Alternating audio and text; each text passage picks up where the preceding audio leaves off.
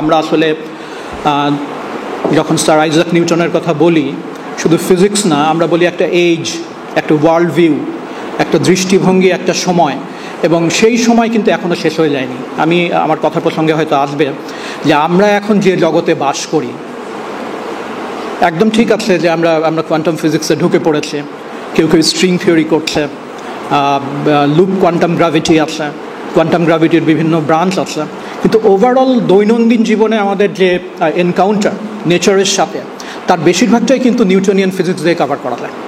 আমি সকাল থেকে ঘুম থেকে উঠে এখানে যে আসলাম, এর ভিতরে যে ঘটনাগুলো ঘটেছে, এর ভিতরে একটা খুব বড় অংশ নিউটনিয়ান ফিজিক্স এক্সপ্লেন করতে পারে।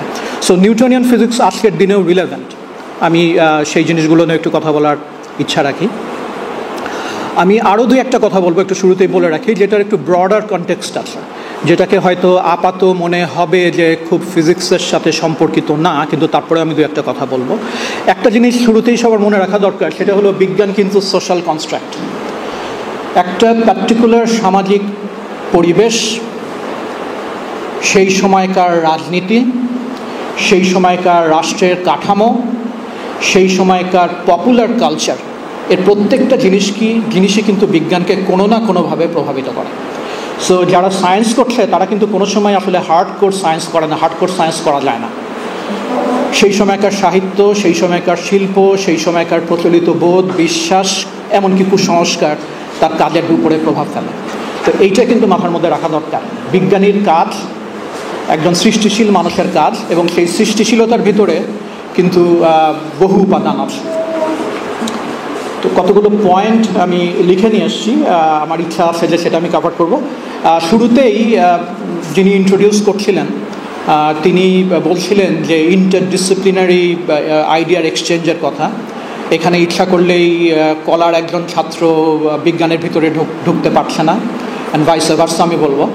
আমি আপনাদের উদ্দেশ্যে একটা ইনফরমেশন দিতে চাই যে কোয়ান্টাম বলবিদ্যা, যেটা নিয়ে স্যাররা অনেক কথা বলবেন, এইটা একেবারে ভাইটাল কন্ট্রিবিউশন যে কয়েকজন বিজ্ঞানী, তাদের মধ্যে একজন হচ্ছে ডি ব্রগলি।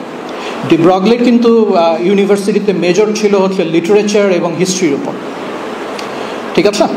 ডি ব্রগলি তারপরে তিনি আস্তে আস্তে পদার্থবিজ্ঞানের প্রতি আগ্রহী হয়ে ওঠেন, এবং এই আগ্রহী হয়ে ওঠার পেছনে আছে মরিস ডি ব্রগলি, যিনি ফিজিসিস্ট ছিলেন, এবং তার বড় ভাই।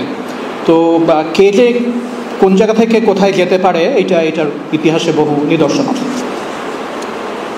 আমি প্রথমে বলছিলাম যে আমি খুব সিম্পল কথাবার্তা বলবো। আইনস্টাইনের একটা কথা আছে, সেটা হলো simple but not simpler. Simple ভালো, কিন্তু অতি সরলীকরণের সমস্যা আছে। তো অতি সরলীকরণের একটা উদাহরণ কিন্তু আবার পাওয়া যায়, যে কোনটাকে আইনস্টাইন সিম্পল বলছে এবং কোনটাকে কমপ্লেক্স বলছে।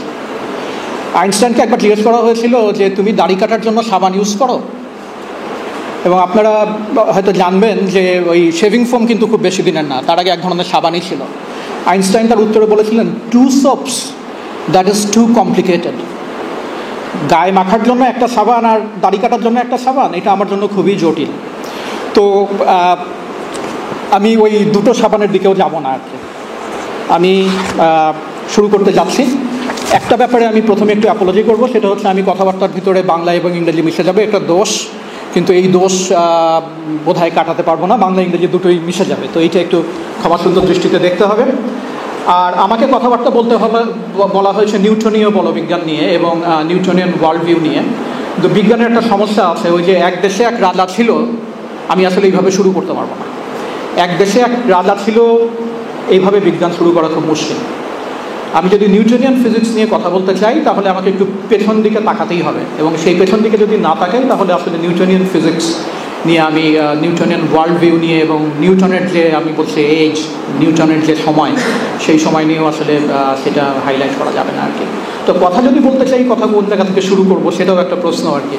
আমার মনে হয় অন্তত অ্যারিস্টটলের সময় থেকে শুরু করা উচিত। নিউটনিয়ান ফিজিক্স না, নিউটনিয়ান ফিজিক্স, নিউটনের ফিজিক্স, ক্লাসিক্যাল ফিজিক্সের অনেকখানি।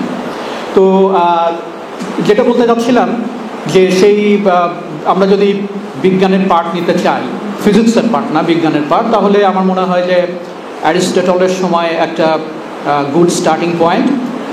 সেই সময়েও কিন্তু ভৌত বিজ্ঞান এবং জীববিজ্ঞান নিয়ে বহু চিন্তাভাবনা ছিল, এবং এই চিন্তাভাবনার কথা আমরা যখনই বলতে চাই তখন বারবার অ্যারিস্টটলের কথা চলে আসে। তো অ্যারিস্টটলের সময় যে জিনিসটা হতো, তখনকার বিজ্ঞান আজকে আমাদের যে কাঠামোবদ্ধ সংজ্ঞা আছে বিজ্ঞানের, সেই সংজ্ঞায় কিন্তু অ্যারিস্টটলের সময় যে চর্চা হতো সেটাকে একেবারে যে বিশুদ্ধ বিজ্ঞান বলা যাবে তা না। ইভেন বিশুদ্ধ বিজ্ঞান বলে যে কোনো শব্দের কি বলে বিশুদ্ধ অস্তিত্ব আছে তাও না, ইভেন এই সময়ও না। তো তারপরেও অ্যারিস্টটলের সময় যেটা হতো সেটা ছিল হচ্ছে চিন্তা ভাবনার একটা জামানা। তারা অসম্ভব ধী শক্তি সম্পন্ন মানুষ ছিলেন। তারা চিন্তাভাবনা করতেন, প্রকৃতিতে যেসব ঘটনা ঘটে সেগুলো নিয়ে তাদের চিন্তাভাবনা ছিল, এবং সেগুলো থেকে তারা বিভিন্ন সিদ্ধান্তে পৌঁছানোর চেষ্টা করতেন। এই যে সিদ্ধান্তে পৌঁছানোর প্রক্রিয়া, এর ভিতরে যুক্তির জায়গা ছিল। তখনকার দিনের যে কালচার, ধর্মীয় বিশ্বাস, তার প্রভাব ছিল, এটা এখনও আছে। এছাড়া যেটা ছিল সেটা হচ্ছে একটা ডায়ালগ সৃষ্টি করা। দুজন মানুষ কথা বলছে একটা ইস্যু নিয়ে, সেই কথোপকথনের ভিতর থেকে একটা সিদ্ধান্তে আসার একটা প্রক্রিয়া, তারা এটা নিয়ে চিন্তাভাবনা করতেন এবং এটা থেকে বিভিন্ন সিদ্ধান্তে আসতেন। যে জিনিসগুলো খুব কম ছিল বা বলা যায় একেবারেই ছিল না, সেটা হলো গণিতের ব্যবহার। বিজ্ঞানে গণিতের ব্যবহার, গ্রিক বিজ্ঞানে এটার নজির খুব কম দেখা যায়। তখনও কিন্তু জ্যামিতির চর্চা ছিল, গণিতের চর্চাও ছিল, কিন্তু বিজ্ঞানে, ভৌত বিজ্ঞানে গণিত এবং জ্যামিতির প্রয়োগ সেটা কিন্তু তখন সেভাবে ছিল না। আর যেটা ছিল না সেটা হলো আমরা যেটাকে বলি পরীক্ষণ, পর্যবেক্ষণ। পরীক্ষণ হচ্ছে কন্ট্রোলড এনভায়রনমেন্টে কোনো একটা হাইপোথেসিস টেস্ট করার জন্য এক্সপেরিমেন্টেশন। এই জিনিসটার গুরুত্ব কিন্তু তখনও মানুষ সেভাবে বোঝেনি। তো এই দুটো জিনিসের অনুপস্থিতি ছিল বলেই গ্রিকদের যে ধারণা, সেই ধারণা আমাদের জ্ঞান ভাণ্ডারকে বিভিন্ন দিক থেকে খুব সমৃদ্ধ করা সত্ত্বেও আমরা দেখব যে কালের বিবর্তনে তাদের যে ধারণাগুলো ছিল তার অনেকগুলোই কিন্তু আর টেকেনি, এবং এটাই কিন্তু স্বাভাবিক। তো এরপরে আমি যদি চলে আসতে চাই তাহলে কিন্তু আমাকে এক লাফে 1800 বছর প্রায় পার করতে হবে। তার মানে হচ্ছে যে অ্যারিস্টটলের যে ওয়ার্ল্ড ভিউ, সেই ওয়ার্ল্ড ভিউ কিন্তু ইউরোপ এবং বলা যায় জ্ঞানের রাজ্যের একটা বড় অংশে 1800 বছর একচ্ছত্র আধিপত্য দেখিয়েছে, এবং এইটার কিন্তু কোনো তুলনা নেই আর। এবং তাদের জ্ঞানের গভীরতা, চিন্তার গভীরতা কিন্তু এখান থেকে বোঝা যায়। আমরা আজকে তাদের সীমাবদ্ধতা নিয়ে বেশি কথা বলতে চাই না। তারা কতটুকু জানতেন, কতটুকু পারতেন, সেইটার কিন্তু খুব একটা বড় উদাহরণ হচ্ছে 1800 বছর সারা দুনিয়াতে এই অ্যারিস্টটল তার যে ওয়ার্ল্ড ভিউ সেটা ডমিনেট করে গেছে। অ্যারিস্টটলের যে ওয়ার্ল্ড ভিউ ছিল সেইটাকে ভীষণভাবে যারা এন্ডোর্স করেছে তার মধ্যে আমরা টলেমির কথা জানি। এই টলেমিক ওয়ার্ল্ড ভিউ, অ্যারিস্টটলের যে ওয়ার্ল্ড ভিউ সেইটারই ধারাবাহিকতা, এবং সেখানে যে কথাটা আমরা বই খুললেই দেখব যে জিওসেন্ট্রিক ইউনিভার্স, পদার্থের প্রকৃতি ইত্যাদি ইত্যাদি নিয়ে যে কথাবার্তাগুলো আছে সেগুলো সব কিছুর ভিতরেই কিন্তু অ্যারিস্টটলের গভীর ছোঁয়া আছে। তো টলেমির যে ওয়ার্ল্ড ভিউ, সেই ওয়ার্ল্ড ভিউকে প্রথম যে চ্যালেঞ্জের মধ্যে ফেলেন তিনি হচ্ছেন কোপার্নিকাস। আমি আরও একটা কথা বলি, অল্টারনেটিভ হিস্ট্রিও কিন্তু আছে, কিন্তু আমি আজকে অল্টারনেটিভ হিস্ট্রি নিয়ে একটি কথা বলবো না। 500 বছরের বেশি মুসলিমরা কিন্তু বিজ্ঞানের জগতে আধিপত্য করেছে, কিন্তু আমি সেই প্রসঙ্গে আজকে একটি কথা বলবো না। মুসলিমদের যে বিজ্ঞানের জগতে আধিপত্য ছিল সেটাও কিন্তু that was highly influenced by the Greek science এবং টলেমির সায়েন্স এবং অ্যারিস্টটলের সায়েন্স। কাজে সেই প্রসঙ্গে আমি আজকে কোনো কথা বলতে চাচ্ছি না। তো কোপার্নিকান রেভলিউশন যেটাকে বলে সেটা হচ্ছে যে অ্যারিস্টটলের যে ওয়ার্ল্ড ভিউ সেইটার প্রতি একটা শক্ত চ্যালেঞ্জ ছুড়ে দেয়া। সেটা হচ্ছে না, আমরা যে পৃথিবীতে বাস করছি এটা ইউনিভার্সের সেন্টার না, আমরা এই সৌরজগতের কেন্দ্রে নেই, মহাবিশ্বের কেন্দ্রে নেই। আমাদের যে নতুন যে ওয়ার্ল্ড ভিউ গ্রহণ করা উচিত সেটা হলো হেলিওসেন্ট্রিক ওয়ার্ল্ড ভিউ। সূর্য হচ্ছে সৌরজগতের কেন্দ্রে, পৃথিবী নয়। কোপার্নিকান রেভলিউশন এই জন্য বলছি যে কোপার্নিকাসের এই কথা নতুন চিন্তার দ্বার খুলে দেয় এবং এই চিন্তা নিয়ে যখন আমি কথা বলবো তখন দুজন বিজ্ঞানীর কথাই আমি থাকবো, কারণ আমি এখন পর্যন্ত কিন্তু নিউটনে আসতে পারি। এই দুজন বিজ্ঞানী হচ্ছেন একজন কেপলার আর একজন হচ্ছেন গ্যালিলিও। কেপলার এবং গ্যালিলিও এই কোপার্নিকান যে ওয়ার্ল্ড ভিউ সেইটাকে প্রতিষ্ঠা করার জন্য চেষ্টা করেন এবং তারা অনেকটা সক্ষম হন। কেপলার প্রথমে যেটা করেন, এখানে টাইকো ব্রাহে বলে আরেকজন বিজ্ঞানী আছেন, তার কথাটা বলতেই হবে। বহু শতাব্দী থেকে মানুষ কিন্তু আকাশের দিকে তাকিয়ে থাকে এবং আকাশ আমার ধারণা একেবারে সভ্যতার শুরু থেকে মানুষকে ফ্যাসিনেট করেছে। চন্দ্র, সূর্য, গ্রহ, তারা, এদের গতি প্রকৃতি,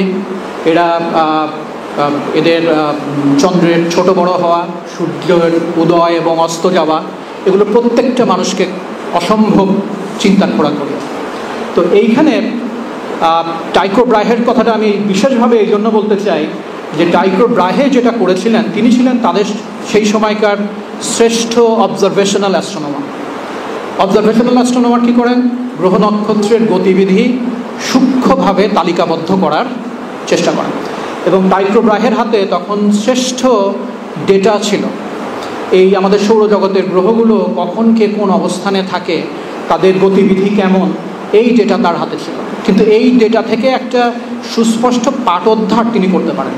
এই পাঠোদ্ধারের কাজটা যিনি করে দিয়েছিলেন তিনি হলেন কেপলার। কেপলার ব্রাহের যখন তত্ত্বপাত্রগুলো পরীক্ষা করার সুযোগ পেলেন, তখন তিনি দেখলেন যে অদ্ভুত কথা, যে আমাদের কমন সেন্স যেটা বলে যে সবচেয়ে সরল কক্ষপথ হচ্ছে সার্কুলার, বৃত্তাকার। কিন্তু দেখা যাচ্ছে যে টাইকো ব্রাহের যে ডেটা, সেটা আসলে ওই সার্কুলার অরবিটে ফিট করছে না, অরবিট হচ্ছে ইলিপ্টিক্যাল। তো এই যে ইলিপ্টিক্যাল অরবিটের যে ধারণা, সেইটা কিন্তু ওই টাইকো ব্রাহের যে ডেটা, সেটা থেকে কেপলার বের করে নিয়ে আসে। এবং গ্যালিলিও কি করলেন? গ্যালিলিও যেটা করলেন, গ্যালিলিওর আগেই কিন্তু আমরা অনেক সময় বই পুস্তকে লেখা থাকে, গ্যালিলিওর ব্যাপারে আমি বেশ কতগুলো কথা বলবো, যে গ্যালিলিও বোধহয় টেলিস্কোপের জনক। গ্যালিলিও টেলিস্কোপের জনক নন। গ্যালিলিও টেলিস্কোপ আকাশের দিকে তাক করে দেখার জনক। এটাও কিন্তু একটা বুঝবার বিষয় যে টেলিস্কোপ থাকলেই হবে না, আকাশের দিকে, রাতের আকাশে টেলিস্কোপ তাক করাটা কিন্তু একটা বড় আবিষ্কার। এবং এই কাজটা গ্যালিলিওই প্রথম ইফেক্টিভলি করেছেন। এবং এটা করতে যে উনি দেখলেন যে সৌরজগতে তো গ্রহ উপগ্রহ আছে, তিনি অনেকগুলো চাঁদের খোঁজ পেলেন। শুধু পৃথিবীর যে চাঁদ আছে তা না, অন্যান্য উপগ্রহেরও চাঁদ আছে। চাঁদ বলতে আমরা স্যাটেলাইট বোঝাচ্ছি, মুন একটা কমন নাম। তো এই যে অবজারভেশনাল অ্যাস্ট্রোনমি টেলিস্কোপ দিয়ে দেখা, এই ব্যাপারে কিন্তু গ্যালিলিও একজন পথিকৃৎ। এবং তার আরও একটা মস্ত বড় অবদান হচ্ছে ডাইনামিক্স, মেকানিক্স, গতিবিদ্যায়। তাকে অঙ্কের মাধ্যমে গতিবিদ্যা প্রকাশের জনক বলা যেতে পারে। গ্যালিলিওর একটা অসাধারণ কথা আছে, আমি মনে করি যে সমস্ত শিক্ষিত মানুষের, সেটা বিজ্ঞানের ছাত্র হতে হবে এমন কোনো কথা নেই, তাদের প্রত্যেকের জানা উচিত এবং অসাধারণ। গ্যালিলিও বলেছিলেন, প্রকৃতি যদি একটা বই হয় তাহলে তার ভাষা হলো গণিত। গ্যালিলিও এই গণিতের বিজ্ঞানে, পদার্থবিজ্ঞানে প্রয়োগের যে দরজা, সেইটা উন্মুক্ত করেন এবং নিজে গণিতের প্রয়োগ পদার্থবিজ্ঞানে ঘটানো শুরু করেন। তো এনাদের যে আবিষ্কারের প্রক্রিয়া, সেই প্রক্রিয়ার ভিতরে বহু শিক্ষা আছে। আমি সময় পেলে একটু করে টাচ করব, কারণ আমার মনে হয় সেগুলো একটু জানা দরকার। তো এই গ্যালিলিও মেকানিক্সের কিছু গাণিতিক ধারণা, জিওসেন্ট্রিক ইউনিভার্স থেকে হেলিওসেন্ট্রিক ইউনিভার্সের ধারণার একটা বিস্তৃতি এবং ইলিপ্টিক্যাল অরবিটের যে ধারণা, এই ধারণাগুলো নিয়ে যখন ইউরোপব্যাপী আলাপ আলোচনা চলছে, এইরকম একটা প্রেক্ষাপটে কিন্তু নিউটনের জন্ম। কাজেই আমাদের নিউটনের সময়টাকে বুঝতে হবে। যেই সময়ে আমরা জিওসেন্ট্রিক ইউনিভার্সের ধারণাকে অলমোস্ট ত্যাগ করছি, যেই সময়ে মেকানিক্সে কিছু কিছু গণিতের ব্যবহার শুরু হয়েছে, যেই সময়ে বিজ্ঞান চর্চায় অবজারভেশন এবং এক্সপেরিমেন্টেশন এবং ভালো মানের ডেটা সংগ্রহের ব্যাপারটা মানুষ ভাবা শুরু করেছে, এইরকম একটা প্রেক্ষাপটে নিউটনের জন্ম। এবং নিউটনের জীবন নিয়ে কথা বলতে গেলে আমার মনে হয় একটি বছর পার করে দেওয়া সম্ভব, লিটারাল। আমি আমার মনে পড়ছে, আমি কেমব্রিজে ডারউইন কলেজের ছাত্র ছিলাম। আমার স্ত্রীর কলেজ ছিল ট্রিনিটি কলেজ, নিউটন ট্রিনিটি কলেজে কাজ করতেন। সেখানে নিউটনের কাজের যে ভলিউম আছে, সেই ভলিউমের পৃষ্ঠা উল্টাতে মাস পার হয়ে যেতে পারে, লিটারালি পৃষ্ঠা উল্টাতে। কিন্তু মজার ব্যাপার কি, নিউটন কিন্তু খুব বেশি দিন বিজ্ঞান করেননি। জীবনের বেশিরভাগ অংশ উনি বিজ্ঞান নিয়ে কোনো কাজ করেন। ইউনিটারিয়ান খ্রিস্টিয়ান ছিলেন, ধর্ম নিয়ে তার মহা চিন্তাভাবনা ছিল। আলকেমিদের তাদের যে গবেষণা, সেটা নিয়ে তার বহু কাজ ছিল। এবং জীবনের বেশিরভাগ অংশ তিনি কাজ করেছেন, সরকারি দায়িত্ব পালন করেছেন। ব্রিটিশ ট্রেজারির একটা খুব বড় দায়িত্বে তিনি ছিলেন। বিজ্ঞান নিয়ে তিনি খুব বেশি দিন কাজ করেন।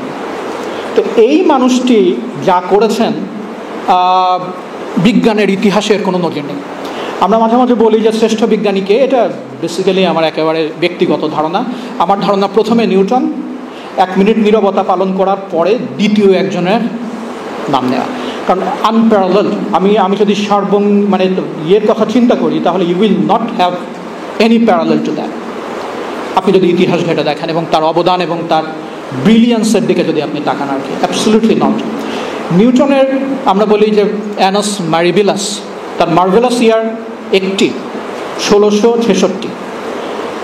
পুরো ইউরোপ জুড়ে প্লেগের মহামারী, কেমব্রিজ বিশ্ববিদ্যালয় বন্ধ করে দেওয়া হয়েছে। নিউটন গ্রামের বাড়িতে চলে গেছে।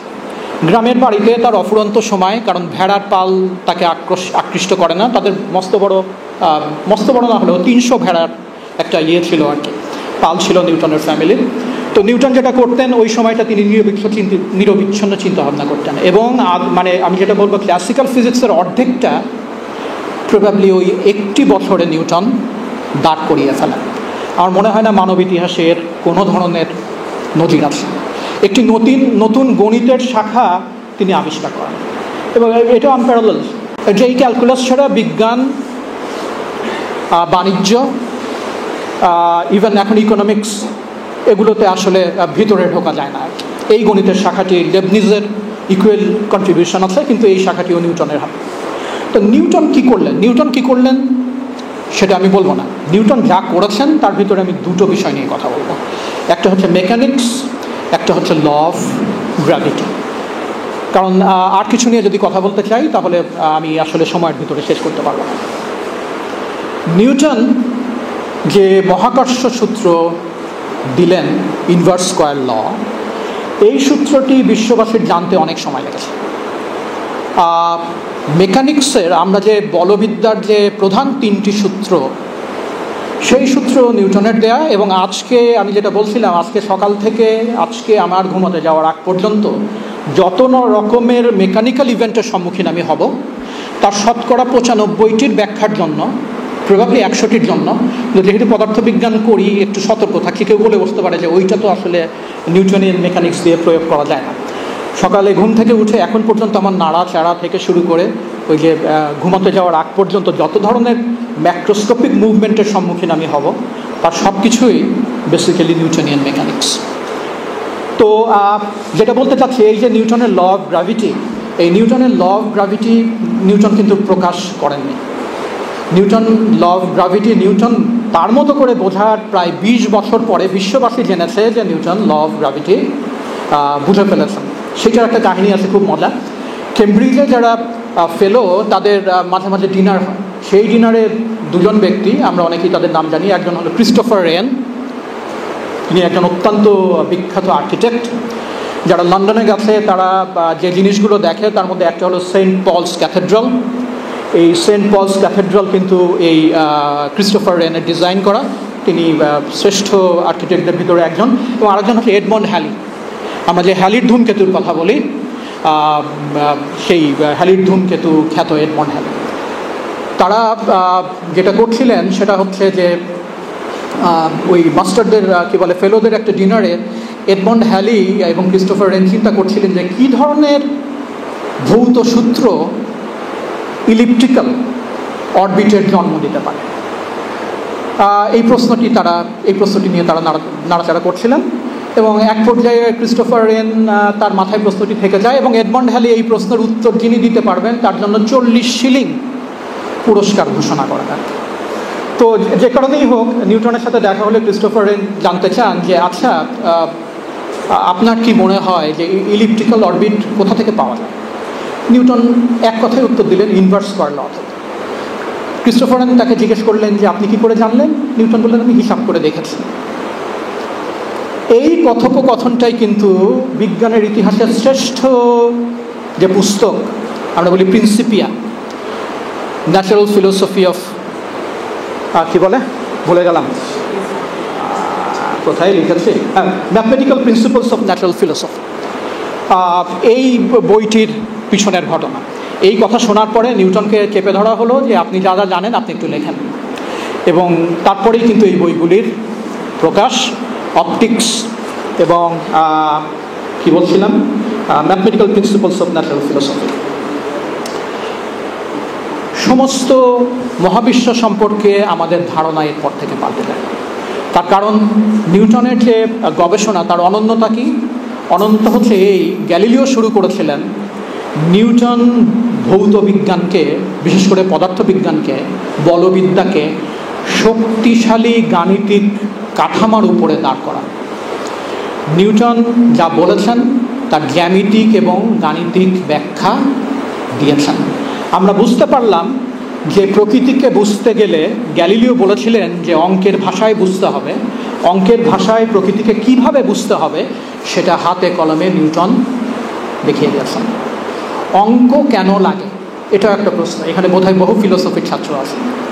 অঙ্ক লাগে এই জন্য, গ্যালিলিওর কথা থেকেই বলি, গাণিতিক হতে হবে এই জন্য যাতে করে আমি এই মুহূর্তে যা বললাম এর আগের মুহূর্তে যা বলেছি তার সাথে কোনো কনফ্লিক্ট তৈরি না হয়।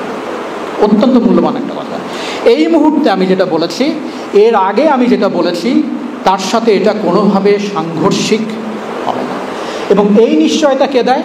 এই নিশ্চয়তা দেওয়ার ক্ষমতা আছে গণিতের। গণিতের লজিক্যাল স্ট্রাকচার এতই রিগরাস এবং এই লজিক্যাল স্ট্রাকচার ভীষণ কনসিকুয়েন্সিয়াল। একটা অ্যাজাম্পশন থেকে শুরু করে তারপরের ধাপগুলো যদি আপনি গণিত মেনে করেন তাহলে কনসিস্টেন্সির জিনিসটা নিয়ে আর আপনাকে সেইভাবে চিন্তা করতে হয় না। এটা একটা অসম্ভব ইম্পর্টেন্ট পয়েন্ট। আমি আজকালকার ছেলেমেয়েরা যারা গণিত পড়ে ইভেন তারাও এটা রিয়েলাইজ করে কিনা আমি মাঝে মাঝে কথা বলতে চাই, আই উইল সে। তো নিউটন যে এই কাজটা করলেন তার ফলে কী হলো? আরেকজনের নাম বোধহয় আমাকে একটু বলতে হবে, দর্শনের ছাত্রী বোধহয় অনেকে আছে, সেটা হলো রেনে দেকার্তে। রেনে দেকার্তেও কিন্তু মেকানিস্টিক ভিউ অফ যে কী বলে ফিজিক্যাল ওয়ার্ল্ড সেটা নিয়ে একটা ধারণা দিয়েছিলেন। এবং নিউটন নিজে কিন্তু দেকার্তের কাজ নিয়ে হি ওয়াজ ইনফ্লুয়েন্সড বাই রেনে দেকার্তে। তিনি বলেছিলেন যে তিনি অবশ্য মাইন্ড, বডি, সোল এবং যেগুলো জড় পদার্থ এগুলো নিয়ে অনেক কথাবার্তা বলেছেন, সেগুলো আমি টাচ করব না। তার কথা ছিল যে জড়জগতে সব কিছুই আসলে জড়বস্তুর ক্রিয়া প্রতিক্রিয়ার ফল, মেকানিস্টিক, কমপ্লিটলি মেকানিস্টিক। তো রেনে দেকার্তের ধারণা, নিউটনের গাণিতিক কাঠামোয় দাঁড় করানো, ইকুয়েশনের মাধ্যমে পদার্থবিজ্ঞানকে প্রকাশ করা।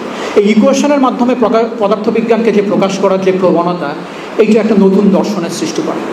এবং সেই দর্শনই কিন্তু আজকে বোধিচিত্তের আমাদের যে আলোচনা, আমার যে আলোচনা সেটা একটা মানে বড় অংশ, সেটা হলো ডিটারমিনিস্টিক পয়েন্ট অফ ভিউ। সেটা কেমন? ম্যাথমেটিক্যাল ইকুয়েশন যদি একটা ফিজিক্যাল ফেনোমেননকে সামনে রেখে দাঁড় করানো যায়, তার ইন্টারনাল কনসিস্টেন্সি এমন, তার স্ট্রাকচার এমন যে এই সূত্র প্রয়োগ করতে যেই সমস্ত প্যারামিটার দরকার সেটা যদি আমার এই মুহূর্তে জানা থাকে তাহলে ভবিষ্যতে কি হবে সেটা আমি বলতে পারি। এবং ভবিষ্যতে যে কি হবে সেটা আমি বলতে পারি, শুধু তাই নয়, ভবিষ্যতে কি হবে সেটা আমি ইন থিওরি নিখুঁতভাবে বলতে পারি। ইন থিওরি কেন বলছি? যে প্যারামিটারগুলো আমি ইউজ করব সেগুলোর সঠিকতা বলে দেবে ভবিষ্যতের ব্যাপারে আমার ভবিষ্যৎবাণী কতটুকু ঠিক হবে। কিন্তু সঠিকতার ব্যাপারে কোনো রকম ধরাবাঁধা নিয়ম নেই। তুমি যত সঠিক করতে পারবে তোমার প্রেডিকশন তত সঠিক হবে। এবং শুধু তাই না, নিউটনীয় মেকানিক্সের যে ইকুয়েশন আছে সেগুলো টাইম সিমেট্রিক। টাইম সিমেট্রিক মানে কি? ইকুয়েশনগুলো সময়ের সামনের দিকে যেমন যায়, ইকুয়েশনগুলো সময়ের পিছন দিকেও তাই যায়। তার মানে আজকের পরিস্থিতি যদি আমি নিখুঁতভাবে জানি, আজকে একটা বস্তু আছে, তার এনার্জি, তার মোমেন্টাম, তার পজিশন, যে প্যারামিটারগুলো আমার জানা দরকার সেগুলো যদি আমার নিখুঁতভাবে জানা থাকে, তাহলে কিন্তু কাল কি হবে, পরশু কি হবে, 1 বছর পরে কি হবে, provided the conditions are the same, আমি নিখুঁত প্রেডিকশন করতে পারবো। এবং আজকেরটা যদি আমার জানা থাকে, তাহলে কোন কোন ঘটনার কনসিকুয়েন্সে আজকের ঘটনা ঘটেছে সেটাও কিন্তু আমি নিখুঁতভাবে বলতে পারবো। তার মানে নিউটনিয়ান মেকানিক্স আমাদের প্রেডিক্টিভ পাওয়ার দিয়েছে, ভবিষ্যৎবাণী করার শক্তি দিয়েছে। তার কারণে গাণিতিক কাঠামোর ভিতরে এই ভবিষ্যৎবাণী করার শক্তিটা লুকিয়ে আছে। আমি একটা উদাহরণ দিতে চাই এ ব্যাপারে। যেমন নিউটনের যে ইনভার্স স্কয়ার ল, ইলিপ্টিক্যাল অরবিট, এই সমস্ত কথাগুলো নিউটনের ইনভার্স স্কয়ার ল থেকে চলে আসে। বিজ্ঞানীরা যখন নেপচুনের দিকে তাকালেন, তখন তারা দেখলেন যে নেপচুনের আচার আচরণ ভালো না। ইনভার্স স্কয়ার ল নেপচুনকে যেভাবে চলাফেরা করতে বলে, নেপচুনের কিছু একটা সমস্যা আছে, নেপচুন সেভাবে নড়াচড়া করেন। তো এটা থেকে আমাদের কনক্লুশন কি হতে পারে? নিউটনের ইনভার্স স্কয়ার ল ভুল, এটা একটা রাইট কনক্লুশন হতে পারে। এখানেও কিন্তু একটা খুব মজার ব্যাপার আছে। এক্সপেরিমেন্টাল অবজারভেশন নিউটনের যে প্রেডিকশন সেটাকে সাপোর্ট করছে না। তাহলে যদি সাপোর্ট না করে, যারা দর্শনের ছাত্র, বিজ্ঞানের ছাত্র যারা, তারা হয়তো অনেকে কার্ল পপারের নাম শুনেছে। পপারের খুব বিখ্যাত একটা বই আছে, কনজেকচার অ্যান্ড ইটস রেফিউটেশনস। কনজেকচার এবং সেটাকে কী করে রিফিউট করতে হয়, রিফিউটেশনস। সেখানে পপার বলেছেন যে বিজ্ঞানে আসলে কোনো কিছু প্রমাণ করা যায় না। এটা বিজ্ঞানের ছাত্রদের একটা খুব বড় জানার এবং শেখার বিষয়। বিজ্ঞানে কিছু প্রমাণ করা যায় না, বিজ্ঞানে কোনো কিছু প্রমাণিত হয়নি এটা প্রমাণ করা যায়, কিন্তু বিজ্ঞান কোনো কিছু প্রমাণ করে না। আজকাল কিন্তু বিজ্ঞানকে এমন একটা পেডেস্টেলে নিয়ে যাওয়া হচ্ছে, বিজ্ঞান কিন্তু সেই পেডেস্টেলে যাবে এই দাবি বিজ্ঞান নিজে করেনি। যারা বিজ্ঞান বোঝে না অথবা কম বোঝে, তারা বিজ্ঞানকে ঠেলে ওই জায়গায় নিয়ে যাচ্ছে আর কি। কার্ল পপারের এই কথাটা খুব একটা সহজ উদাহরণ থেকে বোঝা যায়, এবং আমি একটু যারা ঝিমাচ্ছেন ইভেন তাদেরকেও বলবো যে কথাটা অত্যন্ত গুরুত্বপূর্ণ, এটা মাথার ভিতরে থাকা উচিত। রাজহাঁস সাদা, এই কথার সাথে কি আমরা একমত? অ্যাপারেন্টলি আমরা সবাই সাদা রাজহাঁস দেখেছি, কিন্তু কার্ল পপারের কথা হচ্ছে আপনি 1 বিলিয়ন রাজহাঁস সাদা দেখলেও প্রমাণ করতে পারবেন না যে রাজহাঁস সাদা। তার কারণ একটি কালো রাজহাঁস আপনার 1 বিলিয়ন সাদা রাজহাঁস দেখাকে বাতিল বলে গণ্য করবে। আপনার কোনো কিছু প্রমাণ করবার ক্ষমতা নেই। আপনার সব কিছু সবসময় পরীক্ষার সামনে পড়বে, সেই পরীক্ষা উতরে গেলে আপনি আরও একদিন টিকলেন, তারপরের দিন টিকবেন কিনা আরও সূক্ষ্ম পরীক্ষা। আপনার হাইপোথেসিস, আপনার থিওরিকে কোন রাস্তায় নিয়ে যাবে এটা এখনই বলা যায় না। এবং এই কথাটাই কার্ল পপারের মূল কথা ছিল, যে আপনি সবসময় ঝুঁকির মধ্যে আছেন, সত্য অসত্য ওইভাবে বিবেচনা করা যাবে না। হ্যাঁ, আমাদের কনফিডেন্স বাড়ে, যেমন আমার নিউটনিয়ান গ্র্যাভিটেশনের কনফিডেন্স আছে, আমি যদি এটা ছেড়ে দিই এখন পড়ে যাব। আমি যুগে যুগে আমার বাচ্চারা দেখছে, আমার দাদাও দেখেছে, কোনো কিছু ছেড়ে দিলে পড়ে যায়। So we have the faith. কিন্তু একেবারে সব কিছুর ব্যাপারে এরকম ফেইথ থাকাটা বিজ্ঞানের কথা নয়। তো যে কথাটা বলছিলাম, তাদের সামনে একটা উপায় ছিল যে হাইপোথেসিস নিউটন বোধহয় ঠিক বলেনি, ইনভার্স স্কয়ার ল মানলে তো এইরকম গতিপথ হওয়ার কথা না। তারা যেটা বললেন যে ঠিক আছে, নিউটনের হাইপোথেসিস ঠিক আছে, আসলে আশেপাশে আরও একটা গ্রহ লুকিয়ে আছে যে নেপচুনের খুব কাছে আসে বলে তার প্রভাবে নেপচুন সূর্যের চারিদিকে যেমন ইলিপ্টিক্যাল অরবিট দেখাতো, সেটা দেখাতে পারছে না। That is prediction. এটা হলো প্রেডিকশন। আমরা কেউ দেখিনি, কিন্তু আমি আন্দাজ করছি ইনভার্স স্কয়ার ল এত জায়গাতে কাজ করেছে, যদি ইনভার্স স্কয়ার ল সত্যি সত্য হয়, তাহলে নেপচুনের আশেপাশে কেউ একজন বসে আছে যে নেপচুনকে ইলিপ্টিক্যাল অরবিট ফলো করতে দিচ্ছে না। কিছুদিন পরে ফ্রেঞ্চ এবং ব্রিটিশ দুজন বিজ্ঞানী আসলেই আবিষ্কার করলেন যে নেপচুনের খুব কাছে ইউরেনাস বলে এক ভদ্রলোক বসে আছেন, এবং তার প্রভাবে নেপচুন আর সূর্যের চারিদিকে যে পারফেক্ট ইলিপস তার তৈরি করার কথা, সেটা আর তৈরি করতে পারছে না। সো দ্য থিং ইজ, একটা সাকসেসফুল ওয়ার্ল্ড ভিউ, একটা সাকসেসফুল ফিজিক্যাল থিওরির এই ক্ষমতা থাকতে হবে, তার প্রেডিকশন করার ক্ষমতা থাকতে হবে, সেইটা পরীক্ষার জন্য উপযোগী হবে, মানুষ সেটা যাচাই বাছাই করার সুযোগ পাবে। যেটা যাচাই বাছাই করা যায় না সেটা কিন্তু বিজ্ঞানের অংশ না। কথা হলো, আমি যদি বলি শেওড়া গাছে ভূত আছে, প্রশ্ন থাকবে যে প্রশ্নটি বৈজ্ঞানিক কিনা। প্রশ্নটি যদি বৈজ্ঞানিক হয় তাহলে আপনার একটা বৈজ্ঞানিক পরীক্ষার কথা বলতে হবে, যেই পরীক্ষণ দ্বারা প্রমাণিত অথবা অপ্রমাণিত করা যাবে যে শেওড়া গাছে ভূত আছে। যদি এই পরীক্ষণ আপনি ডিজাইন না করতে পারেন, তাহলে যতক্ষণ আপনি পরীক্ষণ ডিজাইন না করতে পারবেন যেটা বিজ্ঞানের দৃষ্টিতে গ্রহণযোগ্য, ততদিন শেওড়া গাছে ভূত আছে কথাটা একটা সায়েন্টিফিক স্টেটমেন্ট হবে না। তো আমাদের এই সমস্ত জিনিসগুলো আমার মনে হয় বিশেষভাবে বোঝা দরকার। আমরা ঢালাও অনেক কথাবার্তা বলে ফেলি আর কি। তো নিউটনিয়ান ওয়ার্ল্ড ভিউ যে আমাদের যে মেকানিস্টিক, ডিটারমিনিস্টিক এবং একই সাথে প্রেডিক্টিভ যে ওয়ার্ল্ড ভিউ দিয়েছে, সেইটা কিন্তু সেইটার যে রেজোনেন্স সেটা কিন্তু এখনও আসে। ইভেন কোয়ান্টাম মেকানিক্সের উদ্ভবের পরেও যেটা বলছিলাম যে এভরিডে ওয়ার্ল্ডে আমরা কিন্তু সব কাজ নিশ্চয়তার সাথেই করি। কোয়ান্টাম আনসার্টেনটি এই আমাদের ভৌত জীবনে আমরা বড়সড় যে প্রাণীগুলো নড়ে চড়ে খাচ্ছি, সেই আনসার্টেনটি আমাদের জীবনকে খুব প্রভাবিত করে না আর কি। তো সেই দিক থেকে নিউটন কিন্তু এখনও কনটেক্সচুয়াল। তো আরও একটা কথা যেটা বলবো সেটা হচ্ছে যে এই কথাগুলো আমি যখন ছাত্রছাত্রীদের বলি তখন বেশ অনেকগুলো কথা চলে আসে। সেটা হচ্ছে যে 1800 বছর ধরে অ্যারিস্টটলের ভিউ ছিল বিজ্ঞান যেন কত পিছিয়ে গেছে। টলেমি এরকম জিওসেন্ট্রিক ইউনিভার্সের কথা বলেছে, মানব সভ্যতা আরও অনেক আগিয়ে যেতে পারত। আমি ব্যক্তিগতভাবে, যেহেতু এখানে দর্শন এবং অন্যান্য বিভাগের ছাত্রছাত্রী আছেন, আমি ব্যক্তিগতভাবে এই কথাগুলো খুব অপছন্দ করি। এই জন্য শুরুতেই যে কথাটা বলছিলাম যে আমরা যেটা করি এটা কিন্তু সোশ্যাল কনস্ট্রাক্ট। একটা সময় আমাদেরকে চিন্তাভাবনা যতটুকু করতে দেয়, যারা এক্সট্রা অর্ডিনারি তারা সেই সময়কে খুব বেশি কিন্তু অতিক্রম করতে পারেন না, কিছুটা পারেন। তো যেটা যখন ছিল এটা তাদের নির্বুদ্ধিতার কারণে ছিল না, সেই সময়টুকু ওটুকু করা যেত বলেই ছিল।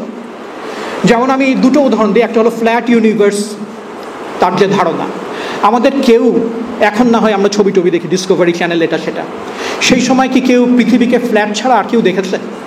কেউ দেখে। কাজে সেই সময় ফ্ল্যাট ইউনিভার্সের পজিশনটাই মোর লজিক্যাল পজিশন ছিল।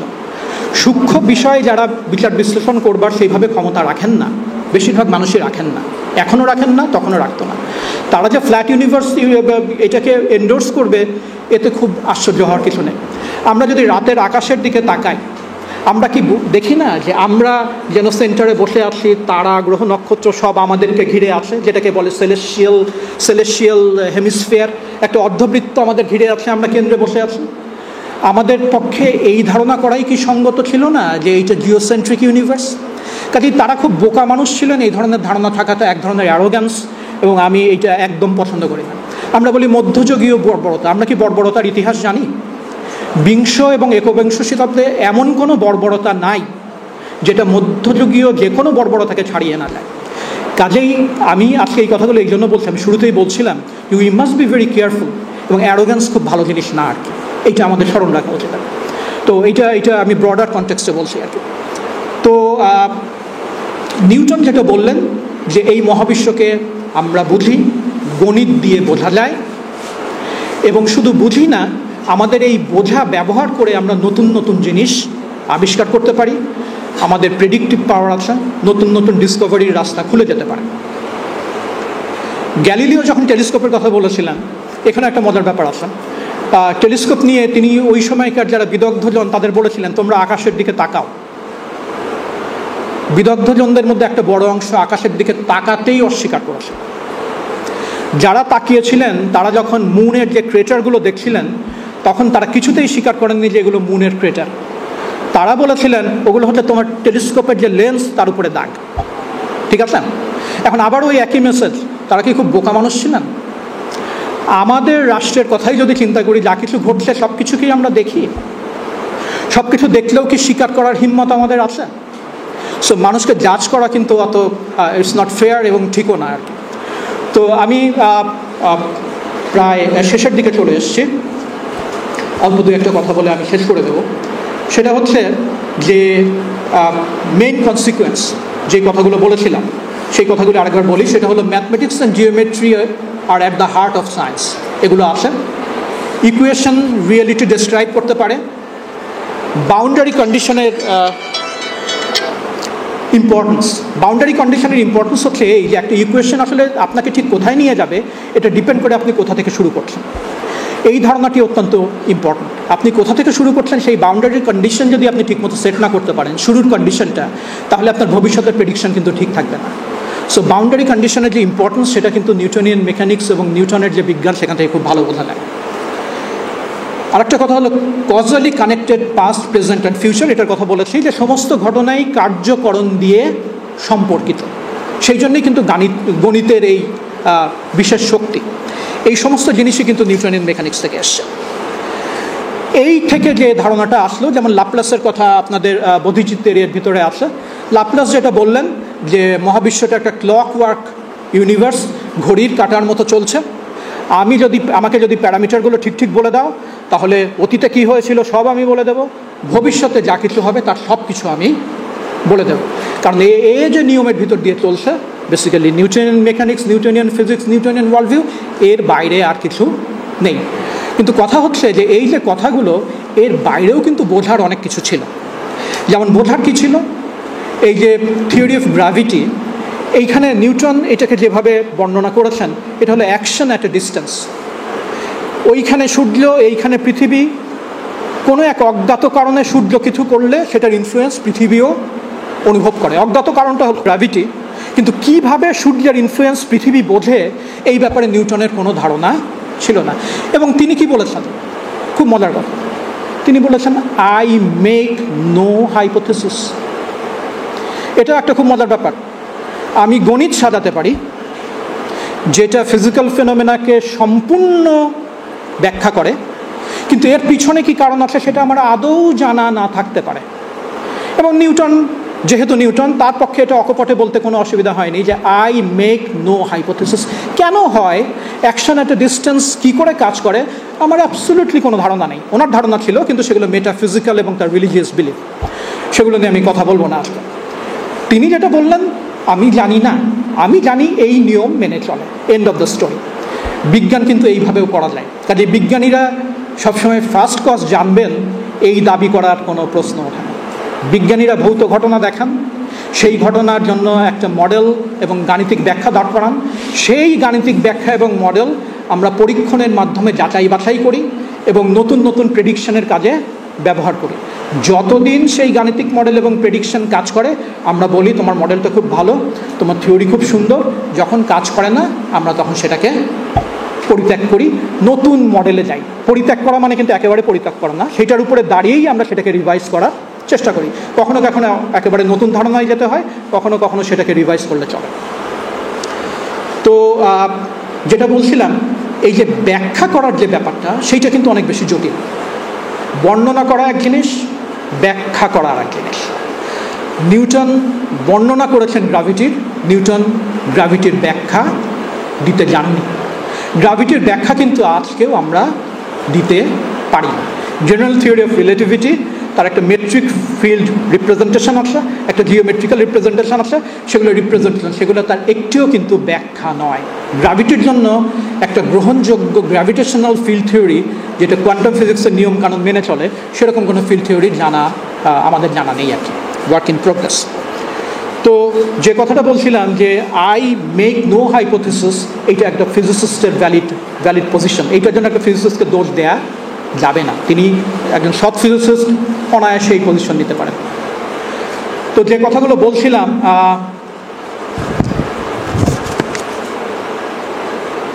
নিউটনিয়ান ফিজিক্স আমাদের কি দিয়েছে? নিউটনিয়ান ফিজিক্স আমাদের একটা ডিটারমিনিস্টিক ওয়ার্ল্ড ভিউ দিয়েছে। আমরা রিয়ালিটিকে বুঝি, যদিও রিয়ালিটি কোট আনকোট, রিয়ালিটি কী জিনিস আমরা যখন কোয়ান্টাম মেকানিক্সে যাব তখন দেখবো এইটা নিয়েই নানান রকম বাহাস আছে, অনেক রকমের তর্ক বিতর্ক আছে। কিন্তু নিউটনিয়ান ফিজিক্স ভেরি রিয়েল।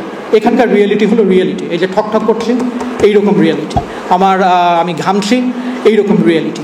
তো নিউটনিয়ান ফিজিক্স অ্যাবসলিউটলি রিয়েল। এবং আমাদের যে ম্যাক্রোস্কোপিক ওয়ার্ল্ড আছে, তার একটা বড় অংশ নিউটনিয়ান ফিজিক্স হুবহু মেনে চলতে আমরা দেখি, আমরা যদি খুব বেশি পুশ না করি। খুব বেশি পুশ করা মানে কি? মার্কারির একটা বিশেষ গতি আছে, পেরিহেলিও বলে। এই গতি নিউটনিয়ান ফিজিক্স এটা কেমন হবে সেটা সম্পর্কে একটা ধারণা দেয়। কিন্তু আমরা মেপে দেখলাম যে নিউটনিয়ান ফিজিক্স যে ধারণা দেয়, সেই ধারণার সাথে একেবারে পুরোপুরি মিলে যাচ্ছে না।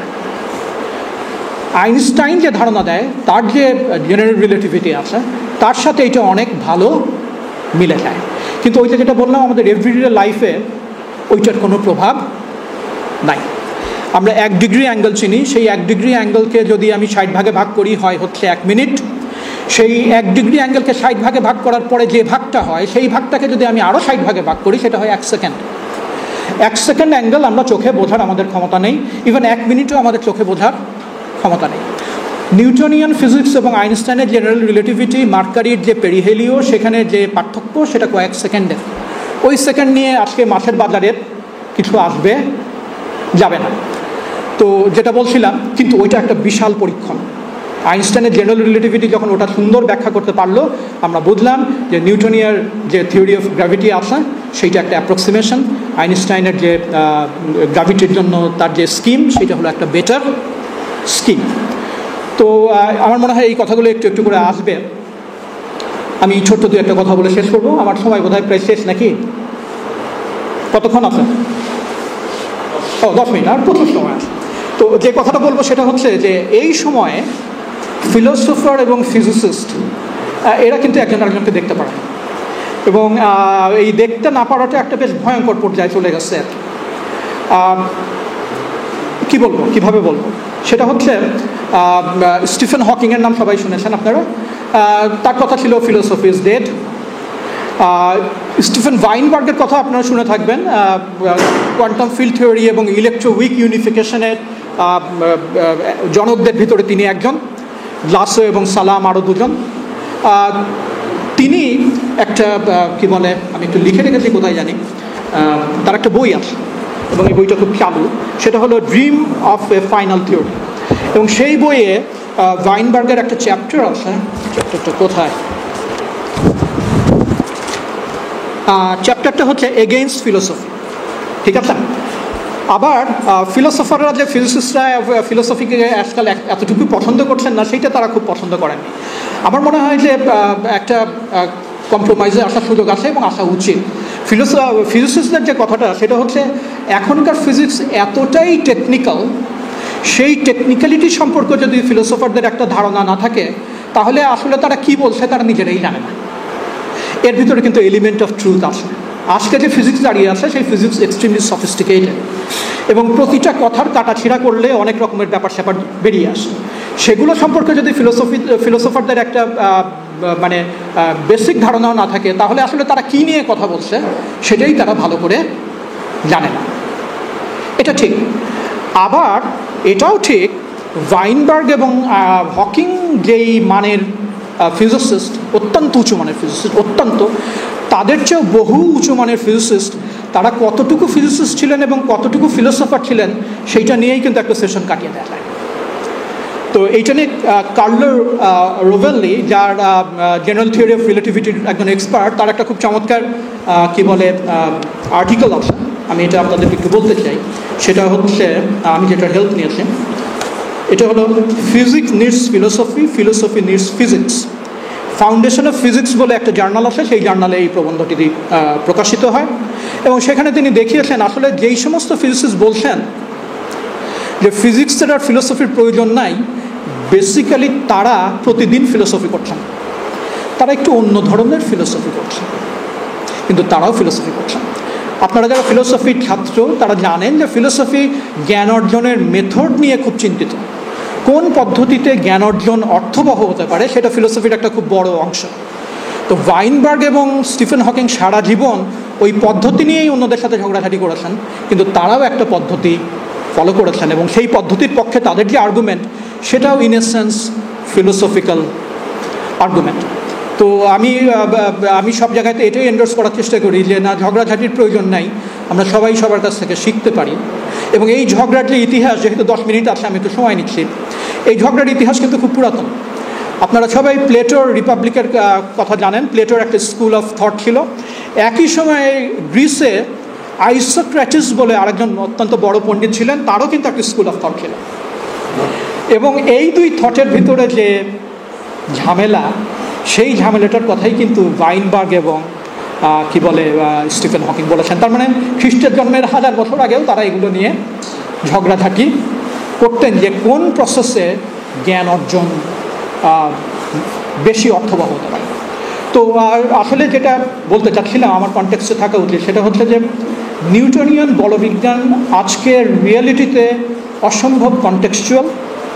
আমাদের নিউটনিয়ান বলবিদ্যা ছাড়া দৈনন্দিন জীবনে এতটুকু চলে না। আমাদের ক্রিকেট খেলাটা পুরোই দাঁড়িয়ে আছে নিউটনিয়ান বলবিজ্ঞানের উপর। যেই ওয়ার্ল্ড কাপ নিয়ে এত মাতামাতি, তার প্রত্যেকটা passing shot, Magnus force, free kick absolutely Newtonian বলবিজ্ঞান। ওর বাইরে যে ঘটনাগুলো ঘটে সেটা আমাদের এভরিডে লাইফকে খুব সামান্যই প্রভাবিত করে। এবং নিউটনিয়ান এই যে প্রেডিক্টিভ ওয়ার্ল্ড ভিউ, গণিত দিয়ে ভৌতবিজ্ঞানকে প্রকাশ করার যে কি বলে সক্ষমতা, এইটার উপরেই কিন্তু ওয়েস্টার্ন সিভিলাইজেশনের একটা বিপুল অংশ তার ফিলোসফিক্যাল, সোশ্যাল এবং পলিটিক্যাল কনস্ট্রাক্ট দাঁড়িয়ে আসে। আমার মনে হয় প্রশ্নোত্তরের জন্য কিছুটা সময় থাকা বাঞ্ছনীয়। আমি কতটুকু বলতে পারলাম জানি না, আরও বহু বহু বহু কথা বলার আছে, কিন্তু শেষ করতে হবে। সবাইকে ধন্যবাদ।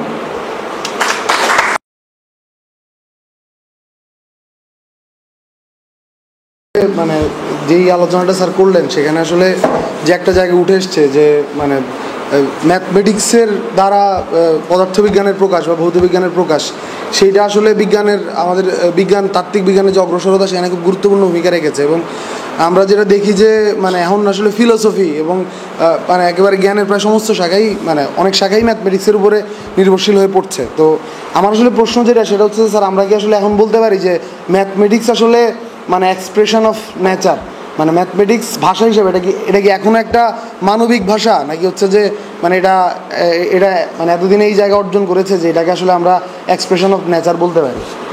ম্যাথমেটিক্সের যে লজিক্যাল সিকোয়েন্স, এটা কি আসলে নেচারের মধ্যে এক্সিস্ট করে, নাকি এটা এখনও আমাদের মাথার মধ্যে এক্সিস্ট করে? এটা হচ্ছে যে আমার প্রশ্ন। আমি প্রশ্ন হয়েছে, কিন্তু কথাটা হচ্ছে এই প্রশ্নের উত্তর দিতে গেলে আরেকটা লেকচার সেশন লাগবে। আরেকটা লেকচার সেশনের কোনো সময় নেই। আমি উইগনার, আপনারা অনেকে হয়তো ইউজিন উইগনারের কথা শুনেছেন। উইগনার একটা কথা বলেছিলেন যে এই যে ভৌতবিজ্ঞান এইটা প্রকাশ করতে যে ম্যাথমেটিক্সের যে কার্যকরিতা, এটা খুবই স্ট্রেঞ্জ। এইটা আসলে কোথা থেকে আসলো এটা আমরা জানি না। উনি বলেছিলেন unusual utility of mathematics in describing physical phenomena. We have taken it for granted, কিন্তু এর পিছনে কি কারণ আছে? কি দায় পড়েছে নেচারের গণিত গণিত ফলো করতে? কোয়াটার্নিয়ান বলে একটা গণিতের আছে, যেটা রোয়ানা হ্যামিল্টনিয়ান আবিষ্কার করেছিলেন, সেটা এখন স্ট্রিং থিওরিতে লাগছে। তার মানে পিওর ম্যাথমেটিশিয়ানরা যে গণিতটা আবিষ্কার করেছেন, ওনারা খেয়াল খুশি মতো গণিত আবিষ্কার করেছেন। তারপরে দেখা গেল যে ভৌতবিজ্ঞানে একটা ঘটনা ঘটে, ওই গণিত কাজে লাগে। ব্যাপারটা কি হচ্ছেটা কি আসলে কি হচ্ছে সেটা বলা খুব মুশকিল। বলা মুশকিল এই জন্য যে গণিতকে ওই জায়গাতে নিয়ে যাওয়া যাবে না। বহু গণিত আছে যার ভৌত বিজ্ঞানে কোনো প্রয়োগ নেই। তার মানে এই না গণিত থাকলেই সেটা ভৌত বিজ্ঞানে কাজে লাগবে। এই মাথা থেকে যে গণিত বের হবে তার ভৌত বিজ্ঞানে কাজে লাগতেই হবে এমন কোনো কথা নেই। কিছু কিছু গণিত আমরা দেখতে পাচ্ছি ভৌত বিজ্ঞানে ভীষণভাবে কাজে লাগে। এর পিছনে কি কারণ থাকতে পারে? এর পিছনে সিমেট্রি আছে। প্রবাবলি আমি নিজে যেটা বুঝি যে প্রতিসাম্য, আমরা যে নেচার দেখতে পাচ্ছি সেই নেচারের একটা বিশেষ বৈশিষ্ট্য। এই প্রতিসাম্যগুলোকে যেসব গণিত ধারণ করে সেসব গণিত নেচারের সেই জিনিসগুলোকে ব্যাখ্যা করতে পারে। এটা কিন্তু কোনো উত্তর নয়, আমি কিন্তু কোনো উত্তর দিতে পারিনি। কারণ এরপরের প্রশ্নটা আসবে যে নেচারের কী দায় পড়েছিল প্রতিসাম্যকে ফলো করতে। কাজেই আপনি আসলে উত্তর পাবেন না। কিন্তু ইট হ্যাপেন্স টু বি গণিত তার যৌক্তিক কাঠামো থাকার কারণে, এবং আমরা যে মহাবিশ্ব দেখছি সেটা আমাদের কাছে কজাল মনে হচ্ছে বলে, তার মানে কার্যকরণ দিয়ে সেটা সংবদ্ধ আছে বলে মনে হচ্ছে বলে আমরা এটা ব্যাখ্যার জন্য গণিতকে ব্যবহার করতে পারছি। আমি জানি না আমি আপনার প্রশ্নের কোনো উত্তর দিতে পেরেছি কিনা, কিন্তু এই প্রশ্নের উত্তর দেওয়া কিন্তু অসম্ভব একটা কঠিন প্রশ্ন আপনি করেছেন।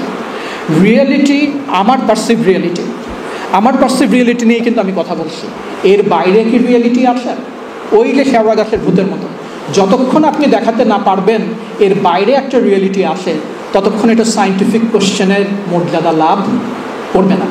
অথবা যতক্ষণ আপনি দেখাতে না পারবেন যে এর বাইরে কোনো রিয়েলিটি আছে কি না, সেটা এই এক্সপেরিমেন্ট করলে হয় প্রমাণিত অথবা অপ্রমাণিত হবে, ততক্ষণ পর্যন্ত অন্য রিয়েলিটি নিয়ে কথা বলার কোনো বৈজ্ঞানিক ভিত্তি নাই। ঠিক আছে? কথা বলেছিলেন, নাম উনি তো বলেছিলেন God only given us few numbers and the rest are done by human being, by us. যে গণিতের একটা কথা ছিল যে সৃষ্টিকর্তা শুধু আমাদেরকে কয়েকটা নাম্বার দিয়েছেন, কয়েকটা ডিজিট দিয়েছেন, আর বাকি যত কাজ আছে এটা আমরা করেছি। এখন যেহেতু ওনারা করেছেন সব কাজ যে ফিজিক্যাল ওয়ার্ল্ডের সাথে মিলবে, উনি যেটা বলেছেন এটা রাইট। এবং ফিজিক্সে আমরা যেটা করি এটা হলো যেই ম্যাথগুলো আমাদের ফিজিক্যাল অবজারভেবলের সাথে ফিট করে, we only accept this and the rest we just throw it in the dustbin at the physicist. This is the difference between a mathematician and a physicist. Just this is the difference. আমি স্যারের দুইটা প্রেজেন্টেশনের দুটো বিষয় নিয়ে, একটা হচ্ছে স্যারের একটা পার্সোনাল ওপিনিয়ন জানতে চাইব, আরেকটা হচ্ছে সম্ভবত স্যার একটা ইনফরমেশন দিচ্ছিলেন, উদাহরণ দিচ্ছিলেন ফ্ল্যাট ইউনিভার্স নিয়ে একটা এক্সাম্পল দিচ্ছিলেন, সম্ভবত ফ্ল্যাট আর্থারদের কথা বলতেছিলেন আপনি ওখানে, যখন বলতেছিলেন ফ্ল্যাট আর্থ। এখন যারা বলেন তাদের ব্যাপার নিয়ে আমার কোনো কথা নেই, কিন্তু কথা হচ্ছে যে যে সময়ে বলা হতো সে সময় that was the natural consequence. আমি দেখছি flat, so I will call it flat. না না স্যার, আমি ওই টার্মিনোলজির কথা বলতেছি, আপনি একটা ফ্ল্যাট ইউনিভার্স শব্দটা ইউজ করছেন। ফ্ল্যাট আর্থের কথা বলছেন। Thank you very much. ছেলেমেয়েরা ভুল শিক্ষা। ফ্ল্যাট ইউনিভার্সাল আইডিয়াটা এখনো অ্যাকচুয়ালি ট্রু, এটা ওকে, এই ব্যাপারেও এক্স্যাক্টলি আমি পৃথিবীর কথা, হ্যাঁ ফ্ল্যাট আর্থ পৃথিবীটাই আমাদের ইউনিভার্স। আচ্ছা, আরেকটা ব্যাপার হচ্ছে যে আপনার স্যার পার্সোনাল ওপিনিয়ন, যেহেতু আপনাকে আর পাবো না তাই আমি এখনই জিজ্ঞেস করতেছি, আমরা এখনও কোয়ান্টাম মেকানিক্সে যাইনি, হয়তো স্যাররা আস্তে আস্তে ওখানে যাবেন, অন্যান্য প্রেজেন্টাররা আস্তে আস্তে ওখানে যাবেন। কোয়ান্টাম মেকানিক্স আমাদেরকে ক্লাসিক্যাল মেকানিক্স থেকে একটা কমপ্লিটলি ডিফারেন্ট ওয়ার্ল্ড ভিউ দেয় ইন টার্মস অফ রিয়েলিটি, সে ইনডিটারমিনিজম, আনসার্টেনটি। তো স্যারের এখনকার পার্সোনাল ওয়ার্ল্ড ভিউ কেমন? আপনি কি স্যার ওই আনসার্টেনটি বা ইনডিটারমিনিস্টিক ভিউটাই প্রিফার করেন, নাকি আপনি এখনও বিশ্বাস করেন যে ওয়ার্ল্ড অথবা ডিটারমিনিস্টিক ভিউ পয়েন্টে আপনাকে বেশি প্রিফার করেন? এই কোশ্চেনটাকে আরেকটু ঘুরায় বলি বা আরেকটা এক্সটেনশন করি এখানে, সেটা হচ্ছে যে কোয়ান্টাম মেকানিক্স যদিও বলে যে আনসার্টেন ইভেন্টগুলো uncertain, but there is some uncertainty involved in every quantum mechanical phenomena. আমি যদি এমন একটা ওয়েভ ফাংশনের কথা বলি যেটাকে আমি পুরো ইউনিভার্সকে আমি যদি একটা ওয়েভ ফাংশন দিয়ে রিপ্রেজেন্ট করতে পারি, আমি জানি না সেটা কীরকম হবে। এক্স্যাক্টলি ওয়েভ ইউনিভার্স যদি হয়, তো যদি আমি এই ধরনের কোনো ওয়েভ ফাংশন কনস্ট্রাক্ট করতে পারি, ইন দ্যাট সেন্স আমি তো স্টিল ডিটারমিনিস্টিক ভিউ পয়েন্টেই আছি, কারণ আমি ওই ওয়েভ ফাংশন আমাকে বেসিক্যালি কমপ্লিট ইনফরমেশন দিচ্ছে সিস্টেম সম্পর্কে। তাহলে কি একদিক থেকে quantum mechanics still determinism view পয়েন্টকে হোল্ড করতেছে কি? করে শেষের দিকে প্রশ্নগুলো থাকলে ভালো হতো, বিশেষ করে কামাল সাহেব যে আমাকে সমস্যার মধ্যে ফেলেছেন, উনি আরও দুটো লেকচারের এখানে দিয়েছেন, কিন্তু দুটো লেকচার না, আমি 2 মিনিট সময় নেব। সেটা হচ্ছে যে কোয়ান্টাম ইনডিটারমিনেন্সি যেটা আছে, আনসার্টেনটি প্রিন্সিপল, আসলে এগুলো আমরা একটু কি বলবো আউট অফ দ্য ট্র্যাক চলে গেছি আর কি। এখানে যে ডিটারমিনিজম আছে, আমরা মনে করি যে মাইক্রোস্কোপিক ওয়ার্ল্ডে কিছু কিছু ক্যানোনিক্যালি কনজুগেট প্যারামিটার একই সাথে নিখুঁতভাবে মাপা যায় না, স্ট্রেট অ্যাজ দ্যাট। কিছু কিছু ক্যানোনিক্যালি কনজুগেট প্যারামিটার্স যাদের মাল্টিপ্লিকেশন করলে একটা অ্যাকশন পাওয়া যায়, সবার অনেকের জন্য হয়তো জটিল হচ্ছে। কিছু কিছু জিনিস আছে একসাথে নিখুঁতভাবে মাপা যায় না, এটুকু বুঝলেই হবে। এটা কোয়ান্টাম মেকানিক্স বলে, and that's fact of nature, আসলেই তাদেরকে একসাথে মাপা যায় না। আচ্ছা, এইটা একটা ব্যাপার। ওয়েভ ফাংশন যেটা বলে, ওয়েভ ফাংশন একটা প্রবাবিলিস্টিক পিকচারের কথা বলে, যেমন একটা ইলেকট্রনের একটা পার্টিকুলার পজিশনে একটা পার্টিকুলার সময়ে থাকার সম্ভাবনা হলো 60%। এখন কথা হচ্ছে এটা তো প্রবাবিলিস্টিক মনে হয়, 60%, তার মানে কি? তার মানে 100 বারে যদি আমি এটাকে দেখি তাহলে 60 বার দেখা যাবে। ইনফ্যাক্ট 100 বার না, 100 কোটি বার যদি আমি দেখি বা 1000 কোটি বার যদি আমি দেখি, তার 60% সময় ওটাকে ওখানে পাওয়া যাবে। এটা এনসেম্বল অ্যাভারেজ, ঠিক কিনা sir? Kind of ensemble average. তো কথাটা হচ্ছে নেচার যদি এই সমস্ত ব্যাপারে স্টেটমেন্টগুলোকে প্রবাবিলিস্টিক হতে বলে, আমার কোনো সমস্যা নেই, কিন্তু তাতে কথাটা হচ্ছে কোয়ান্টাম মেকানিক্স যখন বলছে যে ওই ইলেকট্রনটাকে ওই পজিশনে পাওয়ার, ওই সময়ে পাওয়ার সম্ভাবনা হলো 60%, এই কথাটার ভিতরে কিন্তু কোনো রকম আনসার্টেনিটির কথা কোয়ান্টাম মেকানিক্স বলে না। কোয়ান্টাম মেকানিক্স বলে তুমি ঠিক মতো মাপো না কেন, বারবার মাপো, দেখো 60% বার তুমি ওখানে পাও না কেন, আমরা 60% বার ওইখানে পাই। So in that sense it is totally deterministic. ওই সেন্সে যে আমি বলছি না যে প্রতিবার পাবা, 100 বারে 60 বার পাবা, সেই কথার ভিতরে কিন্তু কোনো প্রবাবিলিটি নাই, তার আগের কথার ভিতরে প্রবাবিলিটি আছে। আর একটা জিনিস আমরা বুঝতে চাই না, এটা এটা এটা এটা আমি একদম একটা ক্রনিক ডিজিজ বলবো, যে কোয়ান্টাম মেকানিক্সের যে ইকুয়েশনগুলো আছে, এই ইকুয়েশনের যে টাইম এভলিউশন, সেই এভলিউশন কমপ্লিটলি ডিটারমিনিস্টিক। আপনি যে রিপ্রেজেন্টেশনেই যান না কেন, এই ইকুয়েশনের যে টাইম এভলিউশন সেটা কমপ্লিটলি ডিটারমিনিস্টিক। কিন্তু কথাটা হলো কি, যে একটা quantum wave function can be constructed in terms of superposition of states. এইখানে প্রবাবিলিস্টিক ইন্টারপ্রিটেশন চলে আসে, যে এরকম হতে পারে, এরকম হতে পারে, এরকম হতে পারে, এরকম হতে পারে, এরকম হতে পারে, এই সব কিছু মিলে আমি ওয়েভ ফাংশনটাকে কনস্ট্রাক্ট করি, এর মধ্যে প্রবাবিলিস্টিক ইন্টারপ্রিটেশন আছে। কিন্তু কোলাপস অফ ওয়েভ ফাংশন, যেটাকে বলে যে ওয়েভ ফাংশন যখন মেজারমেন্টের সময় কোলাপস করে, then what you get is really what you get. হ্যাঁ, ওই ঘটনাটা ঘটে গেছে, ওখানে আর কোনো প্রবাবিলিটি নাই। এখানে যে বিতর্কটা আসে সেটা হলো কোলাপসের মেকানিজমটা কি, এইটা নিয়ে বিজ্ঞানীদের ভিতরে মস্ত বড় তর্ক আসে। কিন্তু একবার কোলাপস হয়ে গেলে আপনি যেটা পেয়েছেন ওইটাই পেয়েছেন, ওর ভিতরে আর কোনো রকম দ্বিধাদ্বন্দ্বের অবকাশ নাই। কাজেই কোয়ান্টাম মেকানিক্সের ভিতরে যে আনসার্টেনিটি আছে, যে প্রবাবিলিস্টিক ইন্টারপ্রিটেশন আছে, তারপরেও আপনি যখন মেজার করেন, যখন একটা রেজাল্ট আপনার হাতে আসে, স্যার যেটা বলেছেন when you get a number, ওই নাম্বারের উপরে কিন্তু আমরা অনিশ্চয়তা খাটাই না, ওই নাম্বারটা আমরা আসলেই পেয়েছি, ইট ইজ দেয়ার। কাজেই এর ভিতরে দুটো দিকই আছে। আমার কোয়ান্টাম মেকানিক্স নিয়ে উনি যেটা বলেছেন কোনো ধরনের আপত্তি নাই। আর সমস্ত ইউনিভার্সের যে ওয়েভ ফাংশনের কথা আপনি বলছেন, যেরকম কোনো ইউনিভার্স তৈরি হবে কি না, এটা এখন পর্যন্ত আমার কাছে একটা থিওরিটিক্যাল প্র্যাকটিস। একটা জিনিস আপনাকে ওই পপারের ইয়েতে একটু যেতে হবে। আপনি একটা ওয়েভ ফাংশন তৈরি করলেন এবং বললেন এটা ইউনিভার্সের ওয়েভ ফাংশন, আপনি এটা কী করে প্রমাণ করবেন যে এটা ইউনিভার্সের ওয়েভ ফাংশন? প্রমাণ করা কিন্তু অত সহজ। Thank you.